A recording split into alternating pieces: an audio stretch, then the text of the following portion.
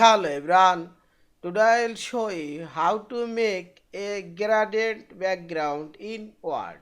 Firstly open your Word document and click design option. Here you will find the space color option, click here and select here fill effect option, and here you will find this gradient option and choose here color and select here vertical, horizontal or diagonal up. I'll choose horizontal, and two, here you can select two color preset.